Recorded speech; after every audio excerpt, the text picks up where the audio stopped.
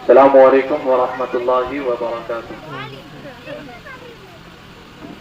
بسم اللہ الرحمن الرحیم۔ الحمد للہ نحمده ونستعینه ونستغفره ونؤمن به ونتوکل علیہ ونعوذ باللہ من شرور انفسنا ومن سیئات اعمالنا، من يهده الله فلا مضل له ومن يضلله فلا هادي له،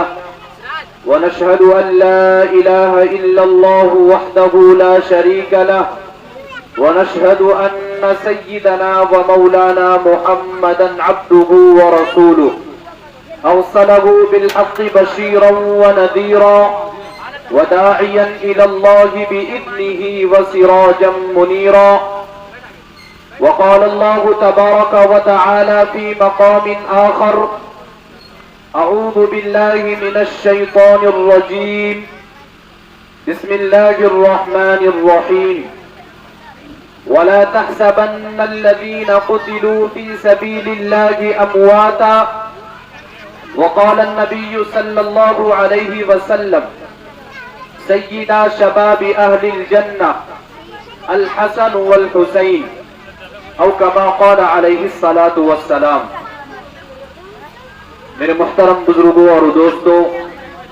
اور پردہ نشین ماں اور بہنوں، اللہ رب العزت کا بہت بڑا احسان و کرم ہے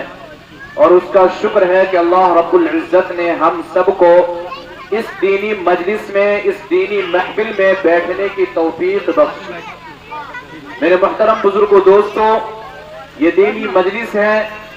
یہ دینی پروگرام ہے، اور اس مجلس میں بیٹھنے والا ہر شخص ہر طرح کے گناہوں سے محفوظ رہتا ہے۔ ایک حدیث پاک کا مفہوم ہے کہ جب اس طریقے کے محفل میں بندہ بیٹھتا ہے تو اللہ تبارک و تعالی حضرت جبرائیل علیہ السلام سے پوچھتے ہیں کہ اے جبرائیل، اس مجلس کے اندر بیٹھے ہوئے شخص کس کا ذکر کر رہا ہے، کس کی بڑائی کر رہا ہے؟ تو جبرائیل امین کہتے ہیں کہ بار الہ، اس مجلس کے اندر آپ کی بڑائی ہو رہی ہے، آپ کا ذکر کیا جا رہا ہے۔ اس طریقے کے حدیث پاک کی مفہوم ہے۔ خیر، یہ مجلس جو ہے یہ بہت ہی بابرکت مجلس ہے اور یہ شادی کے موقع سے اس مجلس کو سجایا گیا ہے، لیکن آج جو میرا موضوع ہے وہ ان سے تھوڑا ہٹ کر کے ہے۔ کیوں؟ اس لیے کہ اسلامی جو مہینے کا جو نیا سال ہے اور اسلامی مہینے کا جو سب سے پہلا مہینہ ہے وہ محرم الحرام کا مہینہ ہے، اور یہ مہینہ صبر و استقامت والا مہینہ ہے۔ اس مہینے کے اندر بہت سے نبیوں کی، بہت سے صحابہ کرام کی شہادت اس کے اندر پائی جاتی ہے۔ یہ پورے مہینہ شہادتوں سے لبریز ہے، بھرا پڑا ہے۔ اسی لیے آج میں انشاءاللہ العزیز محرم الحرام کے تعلق سے آپ حضرات کے سامنے تھوڑی دیر گفتگو کروں گا۔ میرے محترم بزرگوں دوستوں، میں زیادہ وقت نہیں لوں گا، انشاءاللہ بہت مختصر وقت میں بہت سی باتیں بول کر کے میں اس اسٹیج کو چھوڑ دوں گا۔ یہ محرم الحرام کا مہینہ ہے اور اسی محرم الحرام کے مہینے میں سیدنا حسین بن علی رضی اللہ عنہ میدان کربلا میں شہید ہوئے تھے۔ آپ کی شہادت بھی دیگر اصحاب رسول کی طرف مظلومانہ شہادت تھی، اور یہ شہادت مسلمانوں کے لیے اسی طرح درس حیات ہے جس طرح دیگر اصحاب رسول صلی اللہ علیہ وسلم کی شہادت تھی۔ جب بھی سیدنا حسین بن علی رضی اللہ عنہ کی تاریخ کو بیان کیا جائے گا، ان کی شہادت کو بیان کیا جائے گا، تو اس کے اندر دو تاریخ، دو بھیانک کردار سامنے آئیں گے جن کو تاریخ اسلام کے مسلمان کبھی بھی فراموش نہیں کر سکتا، جن کو مسلمان کبھی بھلا نہیں سکتا۔ ان میں سے ایک تاریخ ہے کوفیوں کی، دوسرا ہے یزیدیوں کی، ابن زیاد کی۔ یہ دو کردار آپ کو دکھائی دے گا، سنائی دے گا۔ کوفی جو محبان علی اور اہل بیت خود کو کہلاتے تھے، حضرت علی رضی اللہ عنہ کو شہید کرنے کے بعد اپنا بھرم کو قائم رکھنے کے لیے سیدنا حسین بن علی رضی اللہ عنہ کو اپنی سیاست کا نشانہ بنایا، اور مذموم مقاصد کی تکمیل کے لیے بن علی رضی اللہ عنہ کو خطوط لکھنے شروع کر دیے کہ آپ تشریف لائیں، آپ ایک مرتبہ کوفہ تشریف لائیں. کیوں؟ اس لیے کہ آپ کے والد گرامی قدر کے لاکھوں عقیدت مند آپ کے ہاتھوں کے اوپر بیعت کریں گے. اور صرف یہ نہیں کہ بیعت کریں گے بلکہ خون علی کا بدلہ بھی چکائیں گے اور مستقبل میں اسلامی سلطنت آپ کے سپرد کر دی جائے گی تاکہ مشن حیدری کی تکمیل کی جا سکے. امام المحدثین، رئیس الاولیاء، فخر چمن، محرم فن، نازش وطن، شاہ عبد العزیز ابن ولی اللہ محدث دہلوی قدس سرہ فرماتے ہیں کہ سیدنا حسین بن علی رضی اللہ عنہ کو کوفہ تشریف لانے کے لیے، کوفہ بلانے کے لیے اہل کوفہ نے صرف 12,000 خطوط لکھے تھے. 12,000 خطوط لکھے تھے اور ان خطوط کے اندر بس صرف ایک ہی بات کی یقین دہانی کرائی تھی کہ آپ ایک مرتبہ کوفہ تشریف لے آئے، تمام مسائل حل ہو جائیں گے. ان 12,000 خطوط کے اندر سارے کے سارے لوگوں نے اسی بات کی یقین دہانی کروائی تھی. چنانچہ سیدنا حسین بن علی رضی اللہ عنہ جب اس خطوط کو پڑھے تو پڑھنے کے بعد اپنے سچے جانثار، اپنے ساتھی، اپنے دوست حضرت مسلم بن عقیل رضی اللہ عنہ کو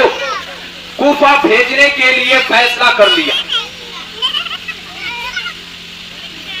فیصلہ اس واسطے کیا کہ مسلم بن عقیل رضی اللہ عنہ جب کوفہ پہنچیں گے تو پہنچنے کے بعد وہ جو 12,000 خطوط ان لوگوں نے لکھا تھا اہل کوفہ نے، ان 12,000 خطوط کی صداقت کرے کہ اس کی کتنی سچائی ہے، کتنی صداقت ہے، کتنی اس خطوط کے اندر حقیقت چھپی ہوئی ہے.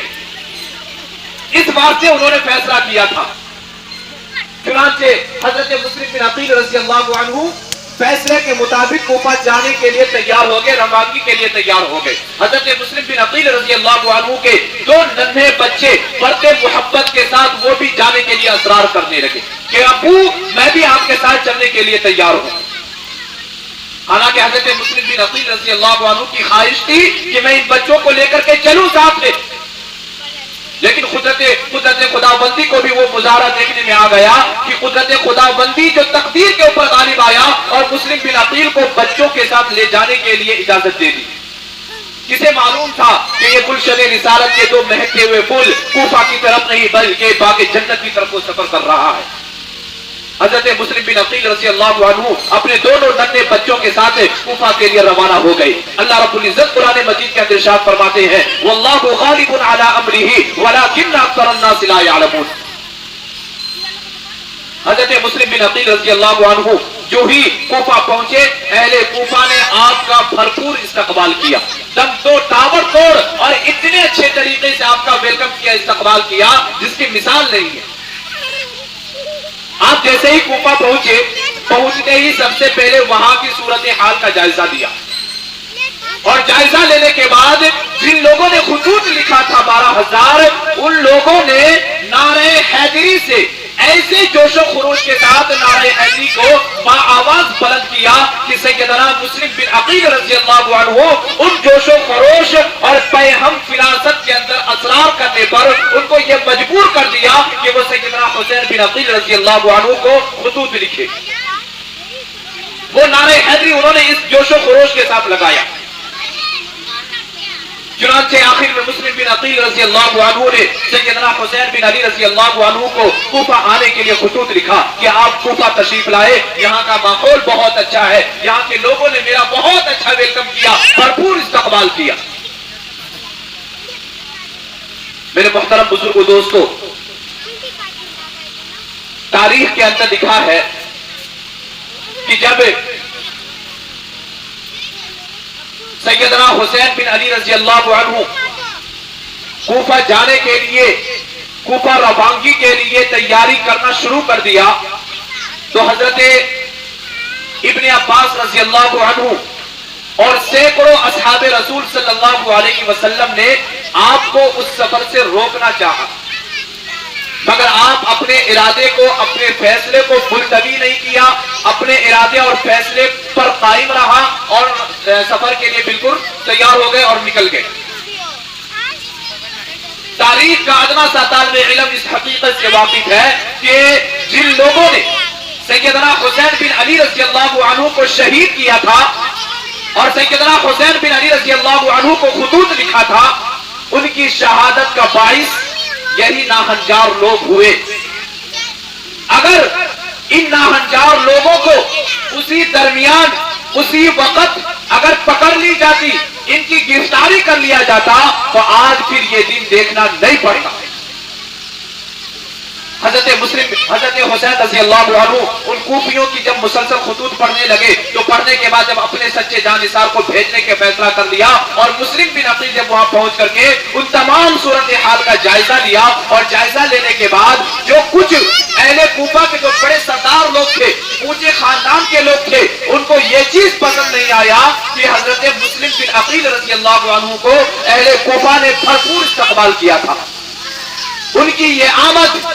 ان کا یہ استقبال صاحب اقتدار لوگوں کو پسند نہیں آیا۔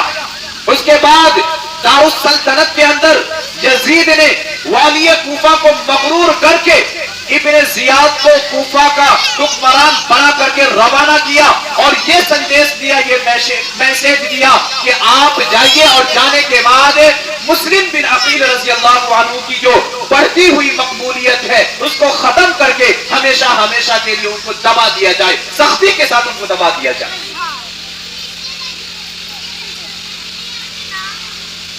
ابن زیاد، جن کا نام پورا عبید اللہ ابن زیاد ہے، وہ تشریف لائے اور لانے کے بعد ایسے جوش اور خروش کے ساتھ انہوں نے تقریر کو شروع کیا کہ ان کی تقریر کو سنتے ہی جو لوگ نعرہ حیدری لگا رہے تھے جوش و خروش کے ساتھ، جو حسین کے شہید ہونے پر اپنے آنکھوں سے آنسو بہا رہے تھے، وہ سب کے سب تتر بتر ہو گئے۔ ابن زیاد کی ایک ہی تقریر نے محبان علی اور سیدنا حسین بن علی رضی اللہ عنہ کے شہادت پہ جو آنسو بہا رہے تھے وہ سب کے سب پانی پتے ہو گئے۔ جو انہی کے نام پر اپنے پیٹوں کو بھرا کرتے تھے وہ سارے کے سارے مرید بھاگ گئے وہاں سے۔ اور وہ اہل کوفہ جو اپنی وفاداری کا حضرت مسلم بن عقیل کو یقین دلایا تھا، وہ سب کے سب چند ہی لمحوں میں آنکھیں بدل لی۔ وہ مسلم بن عقیل جو تھوڑی دیر پہلے اہل کوفہ کے دلوں کے اندر بسا ہوا تھا، جو ہزاروں عشاق کے دلوں میں رہتے تھے، چند ہی لمحوں میں وہ سب کے سب آنکھیں بدل لی اور یکو تنہا ام ہانی کے گھر پناہ لینے پر وہ مجبور ہو گئے۔